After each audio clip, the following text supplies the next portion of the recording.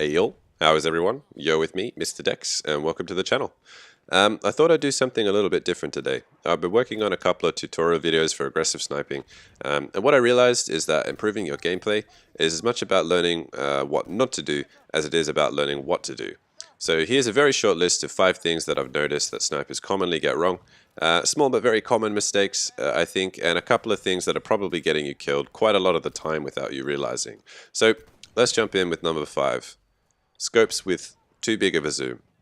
Out of all of the loadout issues I see with the Scout class, most are probably closer to preferences than they are to mistakes, with the exception being maybe this one. Call me skeptical, but I think the majority of players sitting at the back of the map using a sniper with a 12 times scope are beginners. Not that this is a bad thing necessarily, as particularly people who are new to Battlefield need to learn about bullet drop, about leading, about how the games play out, vehicles, spotting, etc. It's a very sharp learning curve, and we all have to start somewhere. And learning it right on the front lines and getting killed every 5 seconds is not what many people would call an enriching gaming experience.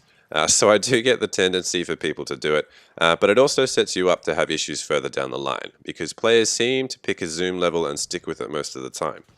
For example, huge scopes have 2 massive disadvantages. The first is obvious to some, I suppose. You have a massive scope glint. If you learn using a sniper scope, you're always going to give away your position, quite often when you don't mean to. So try not to disadvantage yourself like this. The second problem is probably a little less talked about, but in my opinion, it's probably the bigger of the 2 issues.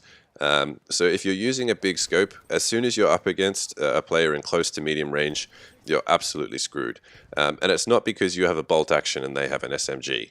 If you've zoomed all the way in on someone who's relatively close to you, they appear very large in your crosshairs, which is good if you have time to be precise. But it also means you'll have to make a much larger correction if you aren't aiming directly at them when you aim down your sights. And this costs a lot of time. And if your target is dodging back and forth in front of you, it's basically impossible to track them, and hitting them would be a complete fluke. So I have to say, sometimes I run out of bullets and I'm first forced to swap kits with a sniper who's died near me, which is grim, I know, but this is war, guys. And the number of times I end up swapping with a guy who's using a 12 times scope for targets like 100 meters away is absolutely crazy. You don't need that much zoom. Like, you can already see your targets very clearly, even without aiming down sights. But anyway, that's my advice. Get closer to your objectives and closer to your targets by avoiding using massive scopes. I try to keep mine all fairly consistent. I play infantry sniper most of the time, but when I do use a marksman or something like that, I'll use a 4 times scope and maybe a 5 times scope on the rare occasions I use a sniper, like the Russian or something like that. It is a simple little tip, I know, but I think it will really help you get closer to your targets and find more success as a scout. Alrighty, moving on to number 4, picking the most obvious spot on the map to camp. You know what I'm talking about, the peanut who sits at the very top of the map, on the rock on Empire's Edge, or amongst the cliffs of the Sinai Desert. Guys, literally everybody goes here. You've made yourself a free kill for a pilot or a smarter sniper. Think about it, particularly with the rock on Empire's Edge. You can see basically the whole map, yeah? That means the entire map can see you. All it takes is one person to spot you, and the entire enemy team can see your stupid head from a mile away. And then seconds later you're taken out by a plane that quote-unquote shouldn't have been able to see you. Not only that, but you're also accomplishing very little for your team. Yeah, you might spot someone who's not moving and pick them off, but that happens, what, like 5 times in a game maybe? Maybe I'm being harsh, but most players can't hit anything from huge distances, especially if that target is moving. Maybe you're amazing at it, I don't know. But I guarantee if you move up closer, you're going to get more kills, you're going to have more fun, and you're going to help out your team more. Think of the sweet spots, guys. I honestly don't see any reason for you to be positioned in a spot that's further away than 150 meters. You're just increasing the difficulty of the shot for no gain. Actually, this goes back to my tip about scopes. If you're 400 to 500 meters away from a target and you need a headshot to kill them, then no matter what weapon you use, at this distance, even if you're using a 12 times scope, a head is going to be very, very small. So like 99 times in 100, the best you're going to get is a hit marker, and then your target will just take cover. It's not really worth it, guys. Get closer, utilize your sweet spot, get more kills, have more fun. Number 3, not spot flaring an objective. Now this is not an over-exaggeration. Spot flares win games. All the time. Imagine an objective, 5 players on each team are contesting it, but the difference is that one team knows exactly where the other team are. Who's going to win? Rhetorical question. It goes both ways, guys. If you've ever wondered how the other team kills you so quick, or seems to know where you are, or always seem to have the drop on you, the chances are it's just one clever scout spot flaring and helping his team. Also, and I'm guilty of this as well, but try not to use them just to find one person like behind cover for an easy kill. They're so powerful. They protect your teammates and help them push up, and they can be used to defend your own objectives. They can stop the enemy team from flanking.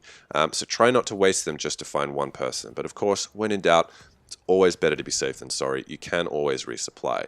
But honestly, no scout should die with both spot flares left unused. This should be your aim. Don't die without spot flaring an objective at least once. It really is the most powerful gadget of all the classes in my opinion. And often it's the difference between winning and losing, so don't waste it by not using it. Number 2, not changing position. Put yourself in everybody else's shoes. You get killed by a sniper, what's the first thing you want to do? Get that bitch back by any means necessary. Planes, tanks, field guns, dynamite, AT rockets, grenades, the Calibri, medical syringe, you name it, there is not a vehicle, weapon, or gadget that hasn't been used with the sole purpose of getting revenge on a camping sniper.